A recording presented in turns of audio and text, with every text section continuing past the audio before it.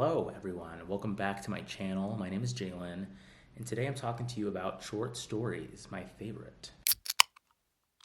So, before we get into the recommendations and me just, chatting about why I love short stories so much, I will share what I'm drinking today. It is a bottle of wine, plot twist, which is a staple of the short story, it seems like. They always have to throw in like a twist or like some surprise to keep you wanting to keep reading stories, and it just makes it more effective in the short form, I think. So yeah, plot twist for you, I'm drinking wine today. It is Pinot Noir from Santa Barbara County. I see this one everywhere, like it's always at grocery stores. I got this at Costco. It's called Naomi Campbell. Naomi Campbell is what I'm gonna call it. Yeah, I've had this once before, and Miss Naomi Campbell is giving very like vanilla-y-ness. It's a red wine, obviously, it's Pinot. So yeah, let me open this. I don't remember how to open it. Ooh, is it a twisty? What are our thoughts on twist caps for wine? I think I like it. I hate having to uncork the wine, But let's... Oh my god. You guys tell I don't know what the fuck I'm doing with wine? Okay. I just made a mess. Don't mind me. I swear I haven't started drinking yet. This is my first drink of today. Okay, so before we get into it, let me do my little swirl. And try it. She's delish. She's giving vanilla, which is odd. I don't know. I like it in this wine though. It's very drinkable. It's like medium bodied, I would say. I really like it. It's good. I think it averages like $20. It's just solid. I like it. It's fun. So now I thought for today's video, I would start with discussing why I love short stories, give you a starting point that I think is a really good one to initiate yourself into short stories if you either have never read them before or rarely read them or tend to dislike them. I think this book will be really beneficial for you to kind of understanding the thought processes behind authors while they're writing. I find that now that I read short stories after I've read this book, that I tend to understand a little bit more kind of what authors are doing in terms of craft and how they build their stories. I think I'll start with a recommendation to get you going, but I mean, not a requirement, of course. I think any of the books that I mentioned today that I've read, I would definitely recommend. And yeah, I have some recommendations for like a variety of readers as well. So yeah, let's get into it. This is a book that I've talked about a lot on my channel this year so far because it's one of my favorite books I've read this year, and that is A Swim in a Pond in the Rain by George Saunders. This would be my recommendation for people that want to get into short stories. So what Saunders does in this book is he collects the stories of a handful of Russian authors, and I think it's 7 stories, if I remember correctly. He starts the book with like an introduction about the short form and why he loves it, why he writes in that form. He gives some background about him teaching as a professor at Syracuse University, teaching creative writing, and the very selective processes that they go through in selecting students that attend to those programs. I think they choose between like 6 and 8 students out of, I think, thousands of applicants. And so it's very selective, and a little daunting thinking about being an applicant there. But he talks about his experiences with students and how it's been so rewarding for him as a teacher, and it's informed his writing significantly as well. And so he starts with that, and what he does initially is he gives you a story, and for the first one he gives you a page at a time. And so you read one page, and then Saunders butts in and kind of gives his thoughts on basically what he's thinking at this point in the story, asks you to think about, what do you think the story is going? Why is he introducing this character here? Why are they doing these things? What are your thoughts? What do you predict is going to happen? And all of that. And then he gives you the second page, and he does it again until you get to the final page, and he asks you to reflect on it. How did we get here from the first page? Did you expect it to go here? Do you agree that it's a good short story? And so what the book does is it trains your mind to analyze what's working for you and what's not in short stories, and making sure that you're looking at the short form in a way that is critical and assessing the ways that the story builds through a key theme in the book is escalation, and making sure that your story is constantly bringing something new to the table that is keeping the reader engaged.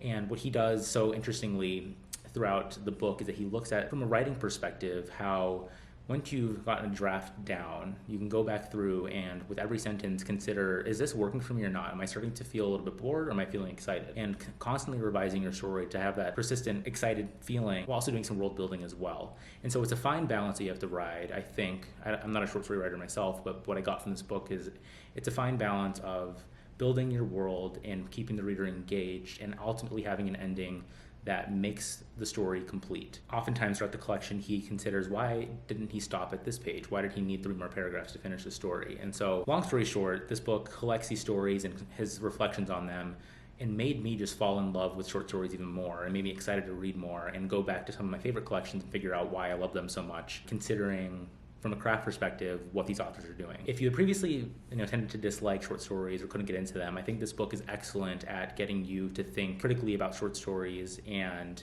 kind of assess the way that they are a quite unique form in their brevity. I would say that these stories aren't my favorite in this collection, but I think what makes this book shine is Saunders' reflection on these stories and making you think and training your mind, and it's just a really great learning tool.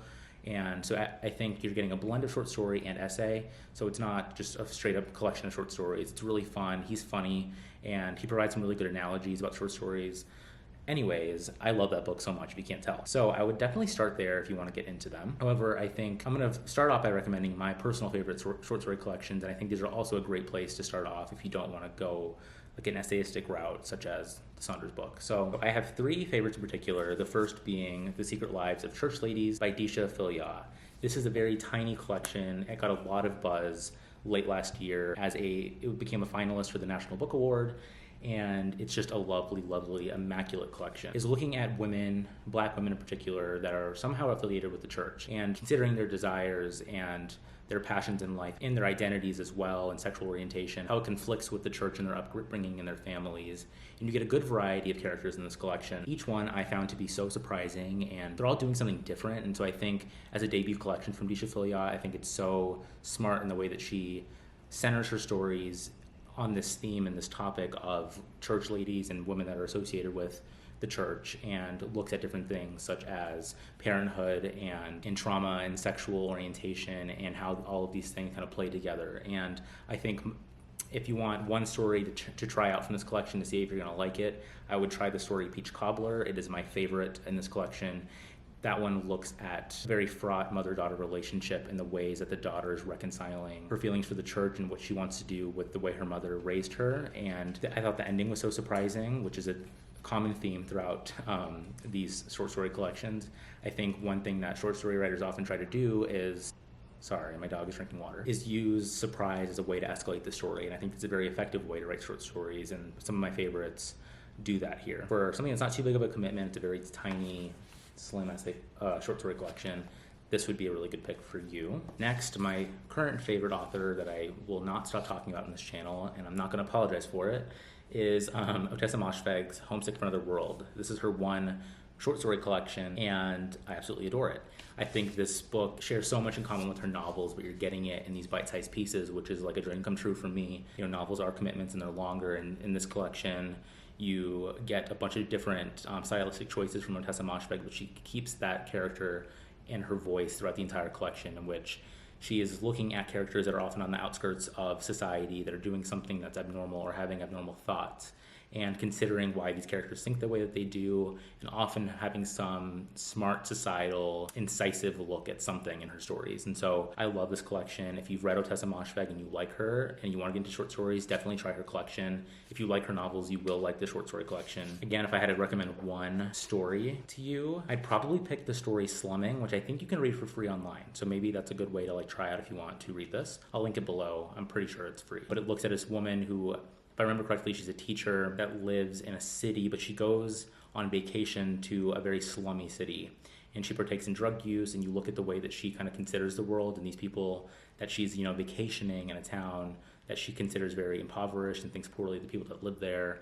And you kind of see this really interesting and strange character, as always with Moshfegh, in the way that she kind of moves through the world and her consideration of others, or lack of it. If you read the story, you know what I mean. Can't really go wrong with any of these, though. If you want something that's a little weird, I would try A Better Place, the last story in this collection. That is one of the most experimental and different, I think. Not experimental, just different for Moshfegh in terms of it kind of bordering on magical realism, looking at children and the ways that their minds can be perverse as well. So awesome stuff here. Next, I have The Office of Historical Corrections by Danielle Evans.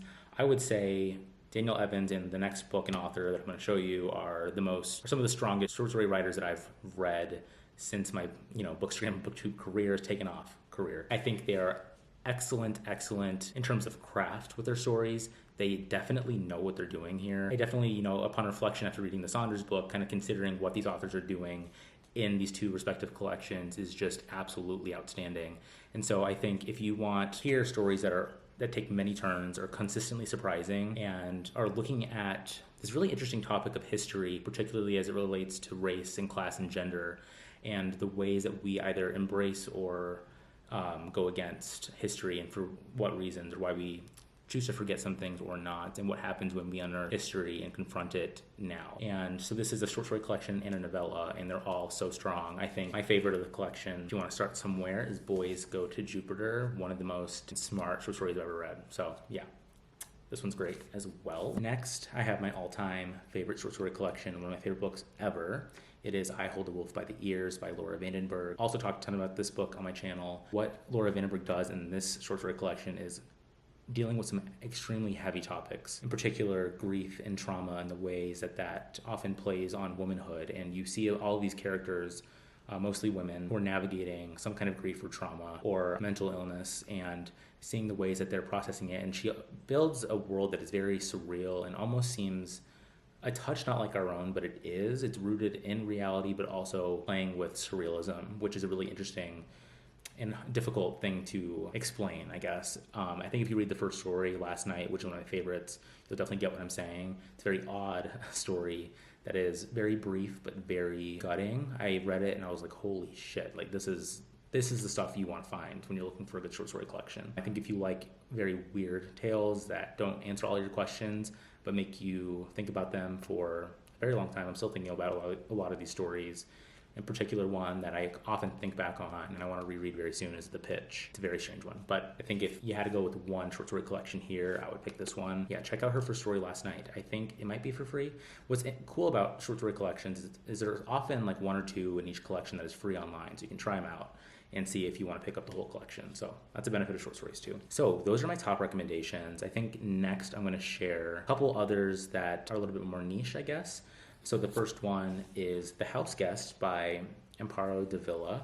This one is a really interesting short story collection that kind of borders on horror. It's translated by Audrey Harris and Matthew Gleeson. These are stories that are rooted in kind of psychological horror. It looks at a lot of themes such as like paranoia and fear. In terms of Dávila, she introduces some kind of fantastical element in each story and plays that element on a character's psyche and sees what happens, basically. I guess this author just came into translation recently. I think this is the first English translation so far, but it plays with a lot of themes that I really enjoy, such as isolation and fear and loneliness, and playing with these characters' minds and seeing what she can do. I think if you like Shirley Jackson, this is a big recommendation for you. It's really interesting, and I haven't seen this one read enough, and I think it's really, really fun. Yeah, check this one out if you want some horror adjacent stuff. Next, I have Daddy by Emma Cline. I was gonna put this one in my top recommendations. However, I've seen some of my favorite booktubers have read this one and they didn't like it quite as much as I did. And so I'm kind of nervous to just give like a blanket recommendation, but I do think this one is underrated. I think it's so good. So what these stories look at is often power imbalances, particularly in a family context. So it's looking at a sense of like shame and guilt and regret about the past, usually in a family context, but also some others as well. I think she is a writer that is so good at analyzing a character's psyche and considering a character's actions, and doesn't really look at them with any kind of judgment per se, but just kind of putting their insights and kind of mind on the table for the reader to consider, and then leaves you with it. I think for readers that like Sally Rooney, I would say, Ottessa Moshfegh as well, I think this is a really good recommendation for you. I think these stories aren't as like surprising and gutting, I would say, as maybe I Hold the Wolf by the Ears or The Office of Historical Corrections, but I would say one of these stories in particular, Los Angeles, is my favorite. So good, but really good character studies here. So if you like a character focus in your short stories, this is a good one for you. Next, I have Milk, Blood, Heat. This one is a short story collection that kind of operates in between the lanes of I Hold the Wolf and Office of Historical Corrections, and they're taking place in Florida, which is the primary setting of Laura Vandenberg's short story collection. However, this one is, more so rooted in examining blackness and occupying black bodies, in the way that family struggles and power imbalances within a family context is considered here. And so I think these are very, very visceral and often surprising short stories. She is another short story writer that writes characters really well in the space that she's given. I think this is an awesome debut collection in that she tries a couple of different styles of short story writing, particularly near the end. There was a really cool, odd story in the collection called Exotics, which I did see that one is for free online, so maybe try that one out. It's not really representative of this collection as a whole, but really good stuff. And so, yeah, she's a really promising writer. I'm excited what she's going to do next. I think the title story is my favorite of the collection. So wild stuff. Another look at grief. I guess I love short stories about grief, so do with that what you will. Okay, and the final collection that I have for you is something that I'm working on now very slowly, called The Ghost Variations by Kevin Brockmeier. This one just came out recently from Pantheon. They sent me a copy, which is awesome. So stoked. This cover is so cool. I wanted to include this one because it is flash fiction, which is a unique little subgenre within short stories, or subform within short stories. So this is a collection of 100 ghost stories, often no more than 2 pages, in which Kevin Brockmeier looks at a certain character or an idea, and through some excellent and thought-provoking and odd and kind of esoteric writing, he looks at different subjects. So the first 6 stories are about ghosts in memory, the next bunch are ghosts in fortune, then ghosts in nature, ghosts in time, ghosts in speculation, ghosts in the other senses, ghosts in belief, ghosts in love and friendship, etc. So I think if you are also a horror fan, or you just like ghost stories, or just kind of weird stuff, I think this is a fun one to try. I do think some of these stories, given their brevity, you kind of want some more out of them, but I do think like the best stories in this collection are so good, and it's so insane to me what you can do with 2 pages to tell a story. It's like nuts. So I think it takes an immense amount of talent to make flash fiction, and so yeah, I think this is a fun one to try out if you're looking for some super, super brief stories that aren't a big time commitment and you can kind of jump in and jump out. So this one's fun. That about does it for this video. If you do try one of these out, I hope you do enjoy it. Short stories are something that I really, really love, and I think short stories don't sell as well as novels, and so it's super unfortunate, but I do hope throughout my booktube career to push more short stories in people's hands and consistently add them to my TBR and rotation every month, because I think they're so rewarding and so interesting and different, and I wish more people took a shot on them because I think they're fun. But I do think if I was a writer myself, I would want to try short stories. I think it's pretty telling of kind of like my style as a reader. I really like what writers can do with this short form. So I guess I'm gonna go finish my glass of wine. I hope you find something that you like in this collection. I always say that, and if you do, if you like any of these, dislike them, let me know in the comments. If you're also a short story lover like I am and you see kind of what I recommended and have a recommendation for me, please let me know. I'm always looking for recommendations. So until next time, cheers.